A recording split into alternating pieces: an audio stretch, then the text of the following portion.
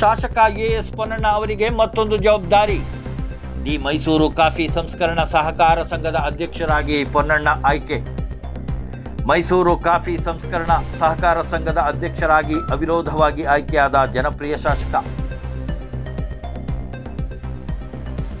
24 ವರ್ಷಗಳ ನಂತರ ಆಡಳಿತ ಮಂಡಳಿಗೆ ನಡೆದ ಚುನಾವಣೆ. ಅಧ್ಯಕ್ಷ ಉಪಾಧ್ಯಕ್ಷ ಸ್ಥಾನಕ್ಕೆ ನಡೆದ ಚುನಾವಣೆಯಲ್ಲಿ ಅಧ್ಯಕ್ಷರಾಗಿ ಪೊನ್ನಣ್ಣ, ಉಪಾಧ್ಯಕ್ಷರಾಗಿ ಪ್ರಭುದೇವ್ ಅವರು ಅವಿರೋಧವಾಗಿ ಆಯ್ಕೆ.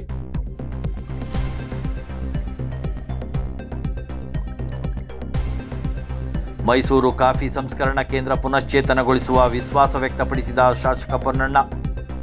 ಜಂಟಿ ನಿಬಂಧಕರಾದ ಪ್ರಸಾದ್ ರೆಡ್ಡಿ, ಆಡಳಿತಾಧಿಕಾರಿ ರಘು ಮತ್ತು ಚುನಾವಣಾ ಅಧಿಕಾರಿ ರವಿಶಂಕರ್ ಅವರಿಂದ ಅಭಿನಂದನೆ.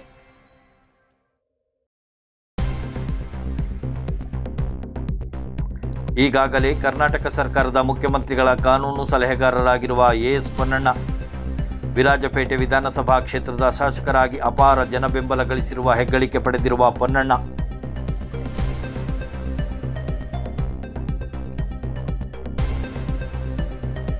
ಹಾಯ್ ಎಲ್ಲೋ, ನಾನು ನಿಮ್ಮ ಕಾಣತಂಡ ಬೀನಾ ಜಗದೀಶ್. ಕೊಡಗು ಧ್ವನಿ ಡಿಜಿಟಲ್ ಮೀಡಿಯಾದಿಂದ ನಮ್ಮ ಚಾನೆಲ್ನ ಲೈಕ್ ಮಾಡಿ, ಶೇರ್ ಮಾಡಿ, ಸಬ್ಸ್ಕ್ರೈಬ್ ಮಾಡಿ.